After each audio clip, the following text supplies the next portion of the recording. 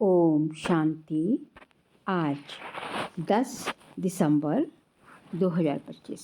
आज के ईश्वरीय महावाक्यों में हमारे परमपिता परमात्मा शिव कहते हैं, मीठे बच्चे, चैरिटी बिगिंस एट होम, अर्थात पहले खुद आत्म अभिमानी बनने की मेहनत करो, फिर दूसरों को कहो। आत्मा समझकर आत्मा को ज्ञान दो तो ज्ञान तलवार में जौहर आ जाएगा।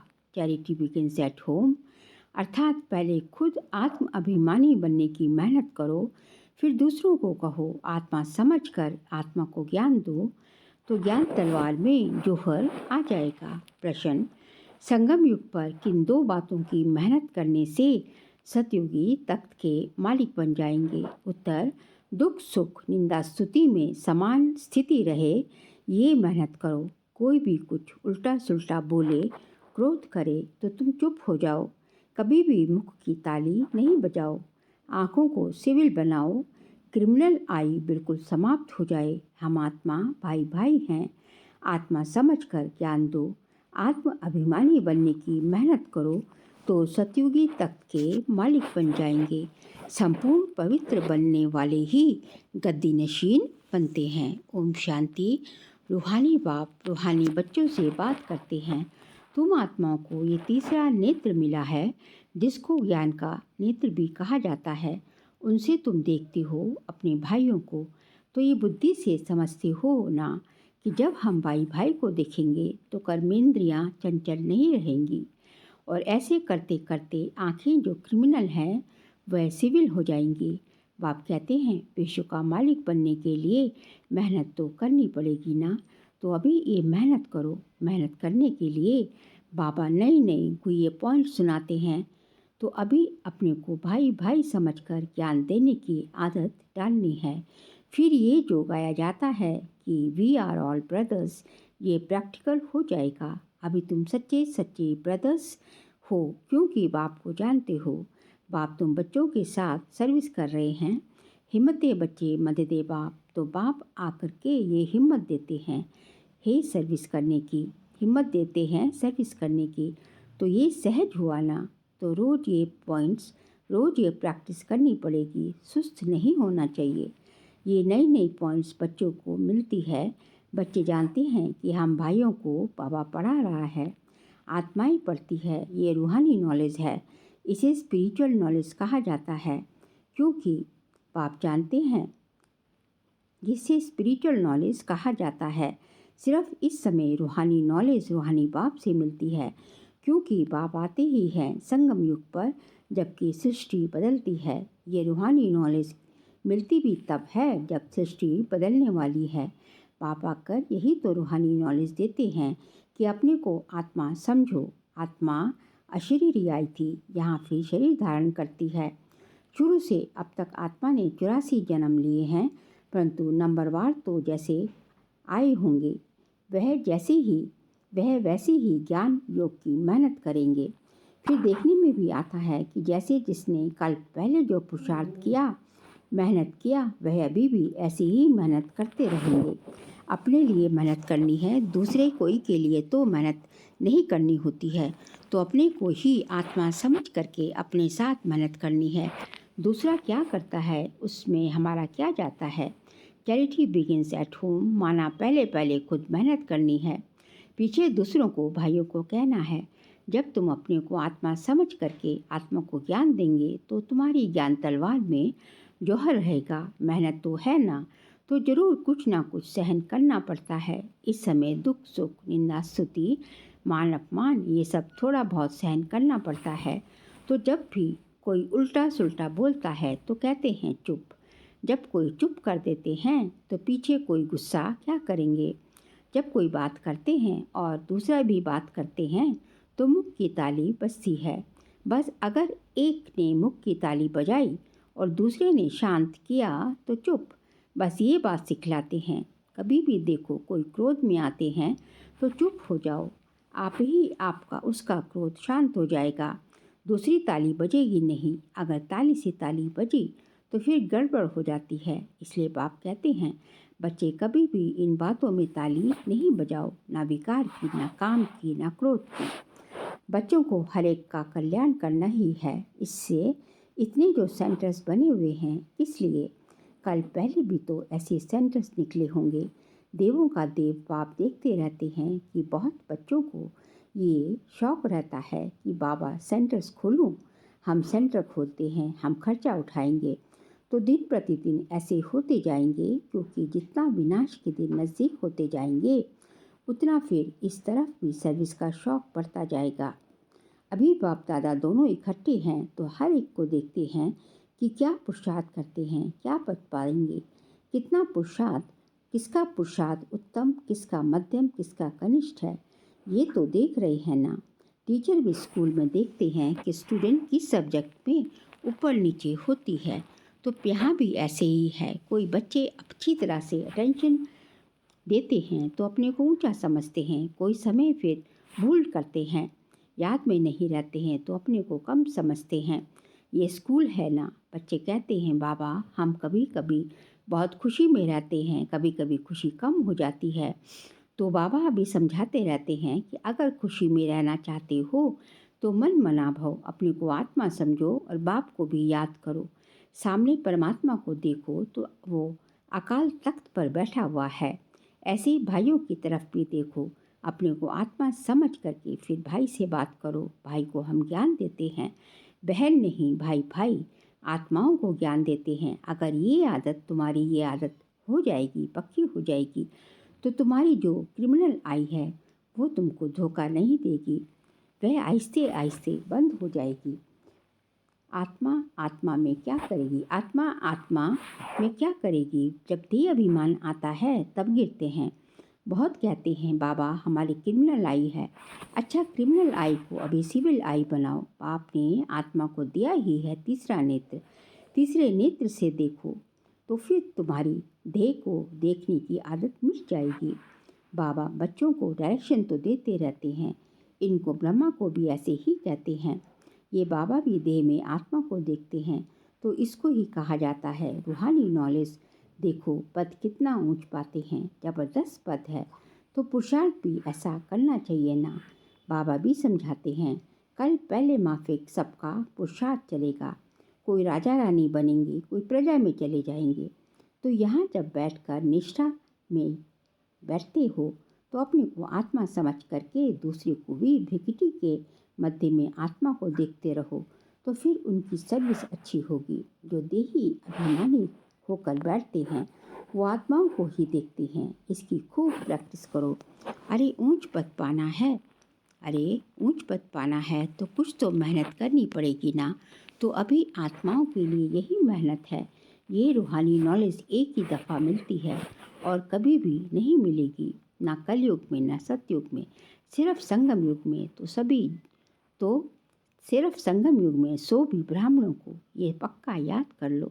जब ब्राह्मण बनेंगे तब देवता बनेंगे, ब्राह्मण नहीं बने तो फिर देवता कैसे बनेंगे।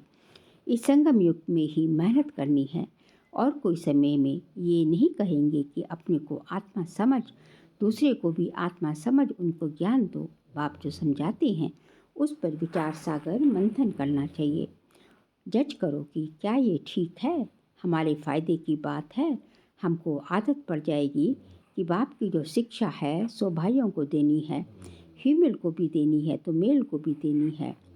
देना तो आत्माओं को ही है, आत्मा ही मेल और फीमेल दोनों बनती है, बहन भाई बनी है ना।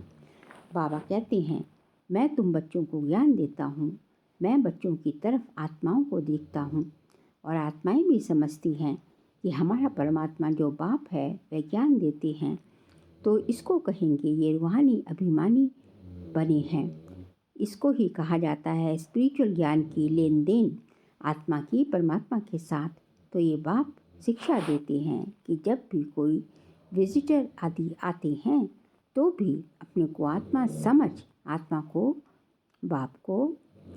को बाप का परिचय देना है। आत्मा में ज्ञान है, शरीर में नहीं, तो उनको भी आत्मा समझ करके ही देना है। इससे उनको भी अच्छा लगेगा। जैसे कि ये जौहर है तुम्हारे मुख में, इस ज्ञान की तलवार में जौहर भर जाएगा। क्योंकि देही अभिमानी होते हो ना, तो ये भी प्रैक्टिस करके देखो बाबा कहते हैं जज करो, ये ठीक है। और बच्चे के लिए भी ये कोई नई बात नहीं है, क्योंकि बाप समझाते ही सहज करके हैं। ये चक्र लगाया, अब नाटक पूरा हुआ है। अभी बाबा की याद में रहते हैं। समोप्रधान से सतोप्रधान बन सतोप्रधान दुनिया का मालिक बनते हैं। फिर ऐसे ही सीढ़ी उतरते हैं। देखो कितना सहज बताते हैं। हर 5000 वर्ष के बाद मेरे को आना होता है। किसको? परमात्मा को। ड्रामा के प्लान अनुसार मैं बंधाईमान हूँ। आकर के बच्चों को बहुत सहज याद की यात्रा सिखलाता हूँ। बाप की याद में अंतमति सुगति हो जाएगी। ये इस समय के लिए है, ये अंतकाल है। अभी इस समय बाप बैठ करके युक्ति बतलाते हैं कि माँ में कम याद करो तो सदगति हो जाएगी। इसमें भी यही है कि मैं जा कर के नई दुनिया में देवी देवता बनूंगी। कोई नई बात नहीं है। बाप तो घड़ी घड़ी कहते हैं नथिंग न्यू। ये तो सीढ़ी उतरनी चढ़नी है। जिनकी कहानी है ना, उसको सीढ़ी उतरने और चढ़ने का काम दिया गया था। ये नाटक ही है। चढ़ना और उतरना याद की यात्रा से बहुत मजबूत हो जाएंगे। इसलिए भिन्न भिन्न प्रकार से बाप बच्चों को बैठ समझाते हैं कि बच्चे अभी देही अभिमानी बनो। अभी सबको वापस जाना है। तुम आत्मा पूरे 84 जन्म लेकर तमो प्रधान बन गई हो। भारतवासी ही सतो रजो तमो बनते हैं। दूसरी कोई नेशनैलिटी को नहीं कहेंगे कि पूरे 84 जन्म लेते हैं। बाप ने आकर के बतलाया है कि नाटक में हर एक का पाठ अपना अपना होता है। आत्मा कितनी छोटी है। साइंसदानों को ये समझ में ये नहीं आता कि इतनी छोटी आत्मा में ये अविनाशी पाठ भरा हुआ है। ये है सबसे वंडरफुल बातें। ये छोटी सी आत्मा और पाठ कितना बजाती है। ये भी अविनाशी, ये ड्रामा भी अविनाशी है और बना बनाया है। ऐसे नहीं कोई कहेगा कि कब बना है। ऐसे नहीं कोई कहेगा कि कब बना है। ये कुदरत है। ये ज्ञान बड़ा वंडरफुल है। कभी कोई ये ज्ञान बता ही नहीं सकते। ऐसे कोई को ताकत नहीं जो ये ज्ञान बताए। तो अभी बच्चों को बाप दिन प्रतिदिन समझाते रहते हैं। अभी प्रैक्टिस करो कि हम अपने भाई आत्मा को ज्ञान देते हैं आप समान बनाने के लिए, बाप से वर्षा लेने के लिए, क्योंकि सब आत्माओं का हक है बाप से वर्षा लेने का। बाबा आते हैं सभी आत्माओं को अपना अपना शांति व सुख का वर्षा देने के लिए। हम जब राजधानी में होंगे तो बाकी सब शांति धाम में होंगे। पीछे जय जयकार होगी। यहाँ सुख ही सुख होगा। इसलिए बाप कहते हैं पावन बनना है। जितना जितना तुम पवित्र बनते हो उतना कशिश होती है। जब तुम बिल्कुल पवित्र हो जाते हो तो गद्दी नशीन हो जाते हो। तो ये प्रैक्टिस करो। ऐसे मत समझना कि बस ये सुना और कान से निकाला। नहीं, इस प्रैक्टिस बगैर तुम चल नहीं सकेंगे। अपने को आत्मा समझो, अपने रूहानी बाप अपने रूहानी बच्चों को समझाते हैं। इसको कहा जाता है रूहानी स्पिरिचुअल नॉलेज। स्पिरिचुअल फादर देने वाला है। जब चिल्ड्रन पूरा स्पिरिचुअल बन जाते हैं, एकदम प्योर बन जाते हैं, तो आकर के सतयुगी तख्त के मालिक बनते हैं। जो प्योर नहीं बनेंगे वो माला में भी नहीं आएंगे। माला का भी कोई अर्थ तो होगा ना। माला का राज दूसरा कोई भी नहीं जानते हैं। माला को क्यों सिमरते हैं? क्योंकि बाप की बहुत ही मदद की है। तो क्यों नहीं सिमरे जाएंगे? तुम सिमरे भी जाते हो तो तुम्हारी पूजा भी होती है और तुम्हारे शरीर को भी पूजा जाता है। और मेरा तो बाबा कहते हैं मेरा तो सिर्फ आत्मा को ही पूजा जाता है। देखो, जब तुम तो डबल पूजे बनते हो। तुम तो डबल पूजे जाते हो मेरे से भी ज़्यादा। तुम जब देवता बनते हो तो देवताओं को भी निशानी, देवताओं की भी पूजा करते हैं। इसलिए पूजा में भी तुम तीखी, यादगार में भी तुम यादगार में पूजा में भी तुम तीखे, यादगार में भी तुम तीखे और बादशाही में भी तुम तीखे बन जाते हो। देखो तुमको कितना ऊंचा बनाता हूँ। तो जैसे प्यारे बच्चे होते हैं, बहुत लव होता है तो बच्चों को कूल्हे पर माथे पर भी रखते हैं, बाबा एकदम सिर पर रख देते हैं। अच्छा मीठे मीठे सिखलते बच्चों प्रति माता पिता बाप दादा का याद प्यार और गुड मॉर्निंग। रूहानी बाप की रूहानी बच्चों को नमस्ते।